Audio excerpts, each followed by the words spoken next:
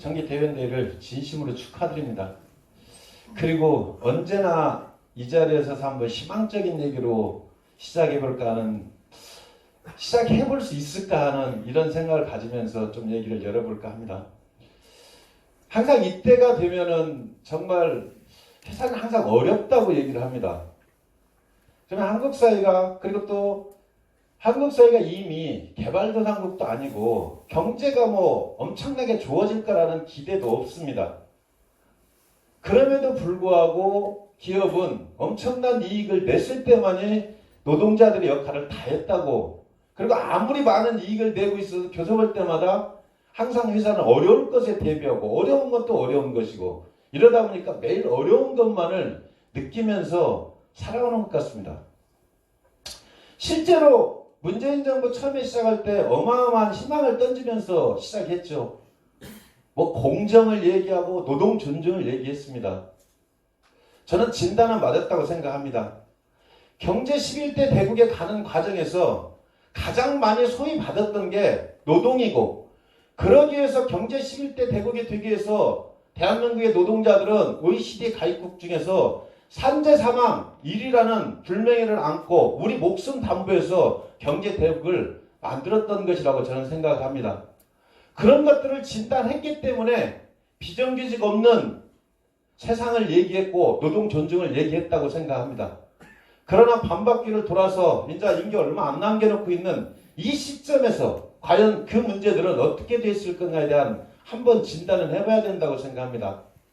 그때 당시 얘기했던 한국 사회의 최저임금 1만 원, 문재인만의 얘기는 안 했습니다. 하다못해 홍준표까지도 다 얘기했던 한국 사회의 최저임금 1만 원이 지금 어떻게 되어 있습니까? 1만 원은 근처도 가지 못하고, 오히려 최저임금이라는 것은 국회 법으로 끌려 들어가지고 이제는 더 개악이 됐습니다. 그리고 문재인 정부의 노동 탄압 부서인 노동부는 뭐라고 얘기하고 있습니까? 잔업을 해도 최저임금 이상 뛰어넘지 않아도 된다? 그래서 오히려 변칙을 갖다 제시하고 있습니다. 모든 것들을 수당을 포함해서 최저임금을 계산해도 된다고 법을 바꿔놓고 기본급을 5,000원으로 설정하고 수당을 4,000원 만들면 최저임금에 걸리진 않지만, 잔업을 했을 때는 5,000원 가지고 잔업 계산하는 거기 때문에 그냥 최저임금 1시간 8,000원보다 7,500원을 줘도 이게 법이 위반이 아니라고 노동부가 얘기를 하고 있습니다. 이게 공정일까요? 이게 공정한 것일까요? 이 사회가 얘기하고 있는 공정을 얘기할 수 있는 것일까요? 변칙과, 그리고 어떻게든지 간에 기업에 제시하고 있는 것들이 변칙과 모든 편법을 다 동원해서라도 돈 벌 수 있는 것들을 알려주고 있습니다. 또 얼마 전에 연초 딱 되자마자 정부가 뭐라고 얘기했습니까? 연공서열제 임금이 아니라 이제는 결국 능력금으로 가는 방식으로 임금을 바꿔야 된다고 주장을 하고 있습니다. 도대체 그들이 경제가 어렵다고 한다면, 뭐 솔직히 경제가 어려우면 문재인 정부 시작 때 30대 재벌들 사내보금 한 1,000조 가까이 있었습니다. 지금 더 늘어서 1,000조가 훨씬 넘는 사내요금을 가지고 있다고 합니다. 그러면 나라가 어렵고 경제가 어려우면 가진 사람이 베푸는 게 맞는 거 아닙니까? 실질적으로 노동자들을 쥐어짜면서 자기들의 보따리는 훨씬 끼어가고 정말 힘든 사람들의 밥그릇을 뺏기 위한, 이것들이 정말 공정한 사회일까 한번 고민해봅니다. 작년 한 해 되돌아보면 정말 낮은 임금으로 일하고 있는 청년 실업 얘기하고 청년 노동자들 얘기하지만, 김용균 노동자가 그 발전소에서 혼자 일하다가 벨트에 깔려가지고 몸이 두 동강 나갖고 죽었을 때도 뭐라 하겠습니까? 지금 그 법 어떻게 시행되고 있습니까? 지금 정부청사 앞에 우리 그 마사위의 문중원 동지 장례도 못 치르고 여전히 투쟁하고 있습니다. 그리고 또 굴뚝에 올라가 있는 영남대 의료원, 삼성, 모든 노동자들은 작년이나 올해나 해가 바뀌었다는 개념도 없이 여전히 투쟁을 하고만 있는 이 현실이 노동자들의 현실인 것 같습니다.